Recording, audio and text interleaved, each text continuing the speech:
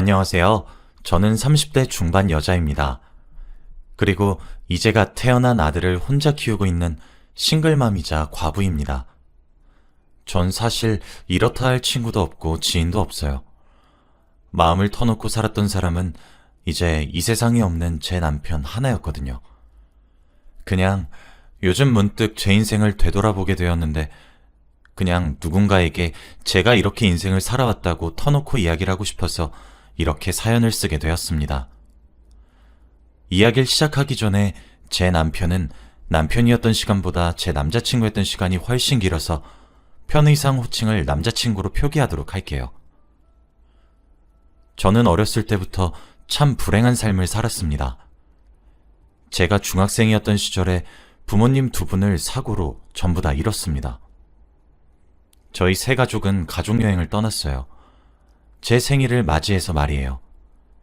그런데 한 트럭이 저희가 타고 있던 차에 들이박았고 운전자는 만취 상태였습니다. 사고가 남과 동시에 아버지는 핸들을 최대한 꺾고 모든 사고의 피해를 운전석으로, 즉 본인에게 집중시켰어요. 그리고 뒷좌석에 타고 계셨던 어머니는 절 꼼꼼히 껴안고 모든 충격을 받아들이셨죠.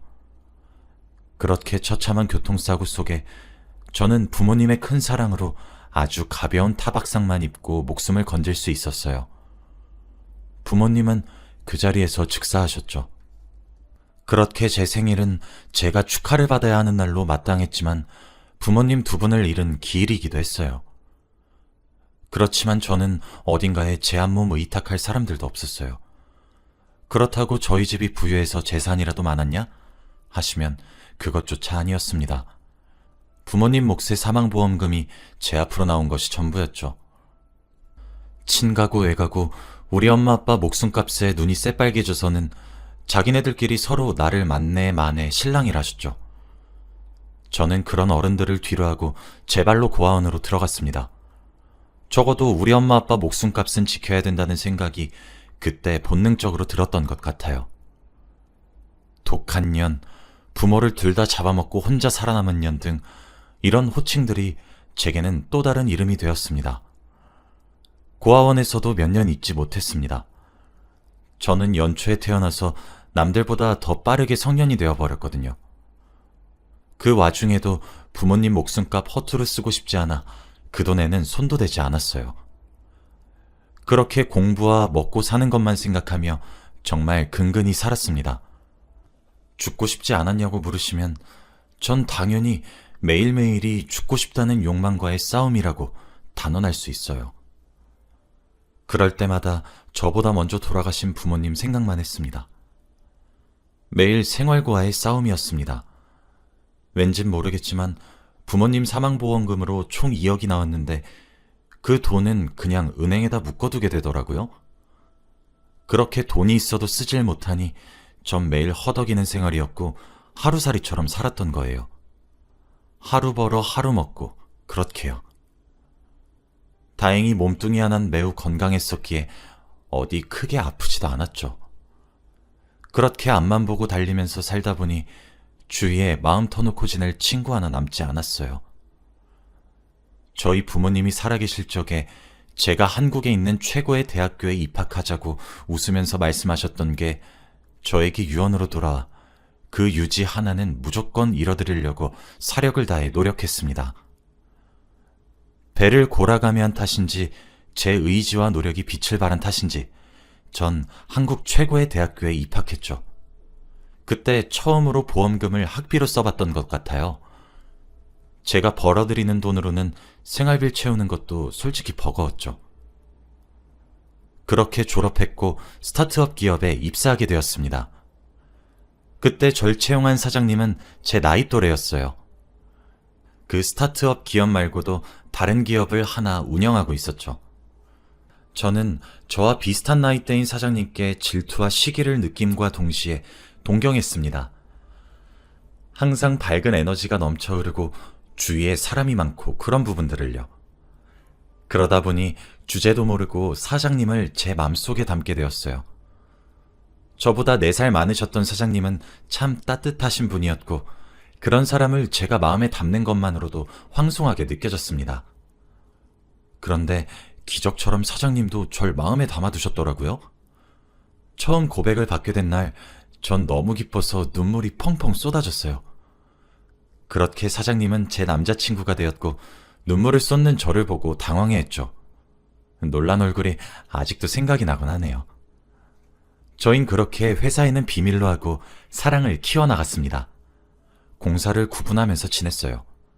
그렇게 몇 년 사랑을 키워나갔고 그 사이 저는 남자친구에게 제 환경을 말했습니다. 왜냐하면 남자친구가 그때 제게 청혼을 했거든요.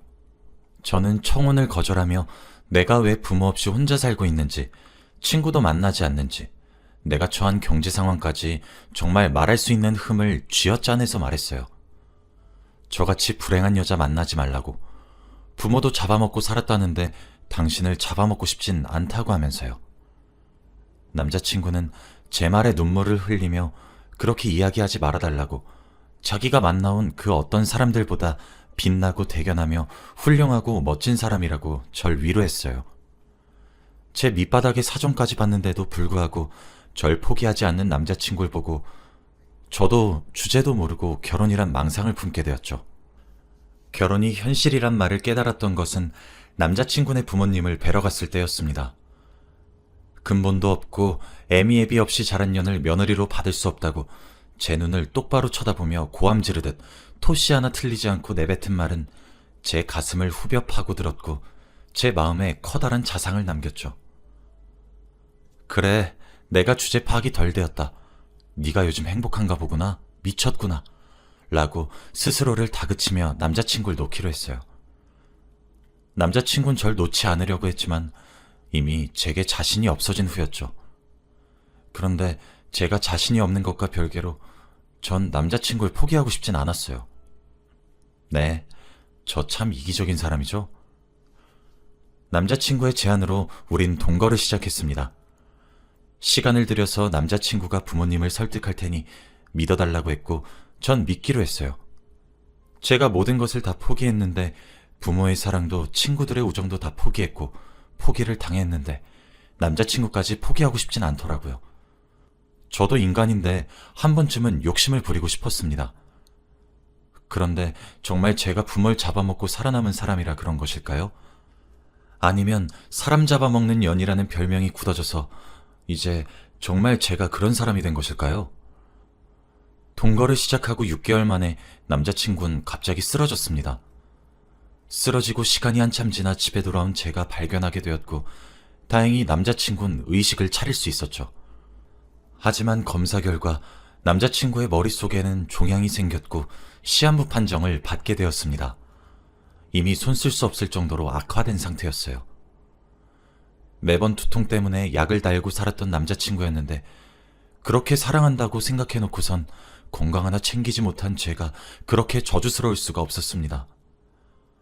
남자친구의 병명이 알려지고 부모님들은 제게 와서 부모도 모자라 왜 자기 아들까지 잡아먹냐고 노하셨어요.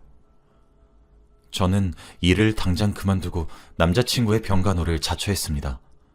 평생 수발을 들어도 좋으니 사람 한 달라는 제 간절한 기도는 신에게 또 버림을 받았고 남자친구는 그렇게 제 곁을 떠나게 되었습니다. 하지만 여전히 그의 부모님은 절 벌레 취급하시더군요. 남자친구를 잃은 슬픔도 무척이나 컸는데 빈소조차 지키지 못하게 하셨고 제가 억지를 쓰며 그쪽으로 다가가면 제게 소금을 포대자루로 뿌려대셨습니다. 남자친구의 발인도 지켜보지 못했고 장례를 제대로 치르지도 못했으며 화장도 지켜볼 수 없었습니다. 남자친구가 차가운 땅 속에 묻히는 자리조차 저는 참석할 수 없었어요. 내가 애도할 시간도 주지 못하는 그들이 처음으로 증오스러웠고 미웠습니다. 그들은 제가 남자친구의 재산을 빼앗아갈까 두려우셨던 것 같아요. 그래서인지 절 멀리하시려고 애쓰셨어요. 저와 동거를 했단 사실도 사실혼이 아니라고 못을 박으며 제 존재를 부정했죠. 제 남자친구는 회사를 2개를 굴리고 있었어요. 젊은 나이에 수완이 좋기로 유명한 사람이었죠. 저는 그 정도일 줄은 몰랐습니다만 남자친구의 명의로 된 재산과 건물이 상당하더군요. 사실 남자친구는 본인의 부모를 너무 싫어했습니다. 자신의 부모는 비상식적인 사람이지만 자신을 낳아주셨기에, 그리고 자식이 본인 하나이기에 부양의 의무를 가지고 있는 것이지만 차라리 부모가 없었으면 싶었다고 하더군요. 아버지는 술과 도박에 미쳐 있고 어머니는 아들인 자신의 회사와 이름을 팔며 사기를 치고 다녔다고 했어요. 아버지께서 지게 된 빚과 어머니의 죄로 해야 할 합의금만 수십억이 나갔다고 하더군요. 그래서 남자친구는 시한부 선고를 받자마자 제게 청혼을 했습니다. 몰래 혼인신고를 하자고 하면서요. 그렇게 제 남편이 되어주었습니다. 남편은 본인이 쎄빠지게 모은 재산을 부모님께 전부 주고 싶지 않다고 법적 와이프인 제가 절반이라도 챙겨서 자기 대신 남은 여생, 좋은 남자 만나서 행복하게 살아달라고 부탁을 했어요. 제가 아는 한 세상에서 가장 슬픈 청혼이었죠.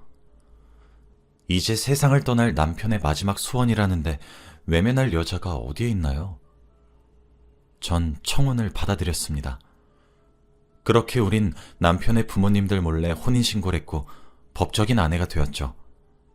장례식도 빈소도 발인도 그 무엇도 못하게 해놓고 남편 명의의 재산을 정리하던 과정에서 저한테 절반은 줘야 되는 상황이 오더니 제게 와서 난리를 피우더군요. 정말 제가 사랑하는 사람인 남편을 낳아주신 분들이라 이런 말을 하고 싶지 않았는데 돈에 눈 뒤집어진 그들의 모습을 보니까 이게 사람이 맞는지 사람 탈을 쓴 악마인지 구분이 안 가더군요. 남편의 부모님은 시한부 판정을 받고 급작스럽게 떠나게 된 아들의 의사를 반영하지 않았을 것이고 제가 아들의 재산을 노려서 조작한 서류이니 무효로 처리해달라고 사기죄로 고소를 진행하셨습니다. 제 남편의 성견지명은 어디까지인지 모르겠지만 남편은 제게 혼인신청서 작성한 서류와 동시에 USB 하나를 추가로 주었어요. 노파심에 찍은 영상이야. 쓸 일이 없길 바란 마음뿐이지만 우리 부모님이 그렇게 호락호락 넘어가실 분들이 절대 아니시니까. 그러니까 그때 욕이 나겠어. 미안해, 지연아. 정말 내가 너무 미안하다. 하면서요. USB에는 남편이 본인의 의지로 청혼을 하였고 본인이 원해서 제게 혼인신고를 하자고 제안하였으며 그 과정을 준비하는 과정을 찍은 영상이 하나 들어있었습니다. 영상 하나를 제출하니 당연히 전 무고한 사람으로 무죄로 판명이 났고 그들의 고소는 기각이 되었습니다. 저는 하나 있는 아들 자식을 통장으로만 취급하는 그들이 너무 용서되지 않았어요. 사실 남편은 떠나기 직전 제게 한 가지 부탁을 남기고 떠났습니다.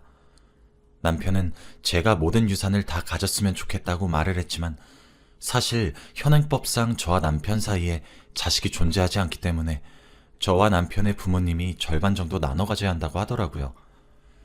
남편은 자신이 그동안 부모를 열심히 보필하였지만 아버지의 알코올과 도박의 중독에서 벗어나게 하지 못했고 어머니도 자신을 믿고 남들을 등쳐먹고 사는 것 같다고 이제 자신이 죽고 없는데 그렇게 살길 바라지 않고 자신의 재산이 그렇게 쓰이지 않길 바랬습니다. 그래서 제게 정자은행에 자신의 보관해 놓았다고 알려주며 원치 않으면 하지 않아도 괜찮다고 아이 딸린 과부는 행복하지 않을 확률이 더 크니까 괜찮다고 하지만 만약 제가 그러고 싶은 마음이 생기면 임신을 해달라고 부탁했습니다.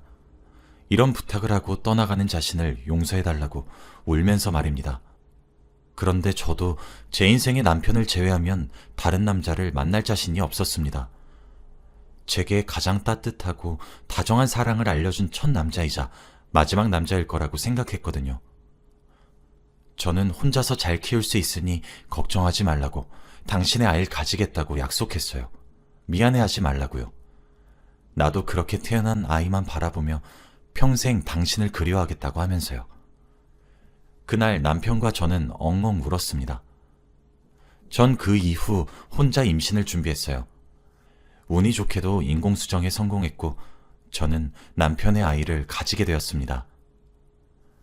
남편은 제게 아이를 가져달라는 말을 하고 일주일 이후부터 의식을 차리지 못한 채로 목숨만 부지한 채 유지했어요. 꽤 오랜 시간을 말이죠. 의사 선생님은 마음의 준비를 하라고 얘기해 주셨고 저는 매일 면회를 가서 이런저런 이야기를 했어요. 그렇게 시간이 지나 인공수정에 성공한 이야기를 하게 된 날이었죠. 귓가에 아이를 예쁘게 잘 키울 테니 꼭 하늘에서 지켜보라고. 내가 많이 사랑하고 있다고. 이제 편히 눈 감아도 된다고. 아무것도 걱정하지 말라고. 잘 할 수 있다고 속삭였습니다. 그리고 거짓말처럼 제 마지막 속삭임을 끝으로 남편은 숨을 거두었습니다. 남편은 시한부 6개월 판정을 받은 것보다 8개월이나 더 살다가 갔어요. 저도 참 이기적인 사람인 것을 압니다. 그런데 그런 부모를 끝까지 걱정하며 떠난 제 남편이 불쌍했어요. 내 남편 속을 썩어 문드러지게 만든 두 분이 땅을 치고 깊이 후회하게 만들고 싶었습니다. 물론 제 남편의 마지막 가는 길을 배웅하지 못하게 한 복수심도 매우 컸습니다. 그리고 제 뱃속의 아이는 이렇게 독한 사람이 제 엄마인 것을 아는지 모르는지 자리 잡아 새 생명이 되어가고 있었죠. 법적인 아내가 되어 재산을 절반이나 뺏기는 것도 억울하셨나 보던데 제가 남편의 아이를 가지게 되니 상속자의 순위는 저와 제 뱃속의 아이로 변경이 되었습니다. 남편의 부모님은 법정소송을 또 진행하셨고 제가 아이를 출산하자마자 한 일은 남편과 아이의 유전자 검사였습니다. 당연히 제가 낳은 아들은 남편과 친자 관계가 성립한다는 결과를 얻었고 병원에서도 남편의 자식으로 인정받게 되었고 남편의 유산은 모두 저와 제 아들이 상속받게 되었습니다. 막상 아들과 제가 상속받게 된 금액을 보니 100억이 조금 넘는 돈이더군요. 100억이라는 돈에 그렇게 눈이 뒤집힌 남편의 부모를 보니 참 저희 부모님의 사망보험금을 노리던 친가와 외가의 어른들과 겹쳐 보여 정말 경멸스러웠습니다. 그렇게 1년에 가까운 긴 기다림 끝에 저는 남편이 남겨준 유산과 아이를 지킬 수 있었습니다. 그 이후 그의 부모가 저희 집을 여러 차례 찾아왔고 돈을 달라고 울면서 비시기도 하셨어요. 그치만 참 제가 남편의 빈소를 지키지 못한 한이 그들을 돕지 말라고 하더군요.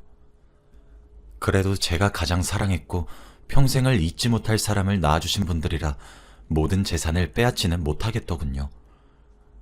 저는 그분들이 사시고 있던 제 남편의 명의로 된 집은 팔지도 않았고 계속 거기에 살 수 있게 했고 두 분 앞으로 5천만 원씩 드리며 더 이상 돈을 요구할 경우 집마저도 팔아버리겠다고 했었거든요.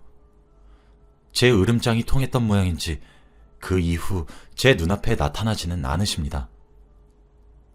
차후 몸에 병이 나셔서 병원비가 많이 든다거나 하는 굉장히 불가피한 상황을 제외하고는 더 이상의 지원은 하지 않을 생각이고 아마 그쪽에도 제 의사는 잘 전달이 된 것 같습니다. 더는 저희 집 대문을 무식하게 두드리지 않으시는 걸 보면 말이에요. 저는 그 후 남편에게 받은 유산 중 절반은 난치병 또는 불치병 환자들을 위한 기금으로 기부했습니다. 기부할 때 이름은 제 남편과 제 아들의 이름으로 했어요. 남편에게 받은 막대한 유산을 보면서 저와 제 아들은 이 돈의 절반만 있어도 평생 먹고 살 수 있다고 생각을 하기도 했고 남편이 손 쓸 수 없는 상태에서 시한부 생활을 하다 세상을 등졌기에 제 남편처럼 이 세상에 많이 있을 난치병 또는 불치병 환자들에게 조금의 도움이라도 줄 수 있었으면 하는 마음이 들었거든요. 남편은 눈을 감을 때까지 제 모든 결정을 존중했고 지지해 주었으니 아마 하늘에서 제게 멋있다고 칭찬 세례를 하고 있을 거라고 저는 감히 예상하고 있습니다. 그리고 저는 현재 아들과 지금까지 아주 잘 살고 있습니다.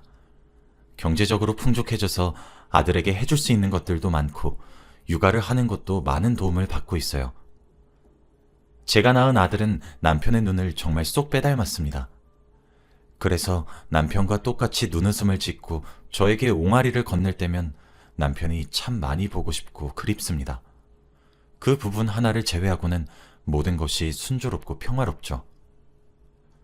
나중에 제 아들이 1살, 2살 나이를 먹어가며 아빠의 자리에 대한 부재를 느껴 아빠를 찾게 될 때 저는 내 남편이 아주 훌륭한 사람이라 사회에 막대한 돈을 기부했다고 자랑도 할 겁니다. 혼인신고도 하고 1년도 채 되지 않아 남편을 잃고 아이를 혼자 키우는 저지만 그 누구보다 떳떳하게 살고 있고 무척이나 행복합니다. 저에겐 마음을 나눌 가족이자 단 한 명의 친구인 제 아들이 생겼거든요. 여기까지가 제가 하고 싶었던 이야기입니다. 모든 것이 처음인 엄마라 많이 서툴고 어렵지만 그냥 이런 사람이 열심히 살고 있다는 것을 알아주셨으면 좋겠어요. 응원도 받고 싶기도 하네요. 이렇게 익명으로나마 누군가에게 제가 살아온 이야기를 털어놓은 적이 단 한 번도 없는데 이렇게 글로 적어 보내는 것만으로도 많은 묵은 감정들이 해소가 되는 느낌이라 참 색다른 기분인 것 같네요. 지금까지 제 긴 글을 읽어주셔서 정말 감사드리고 여러분들의 오늘도 행복만 가득하시길 바랍니다. 행복하세요.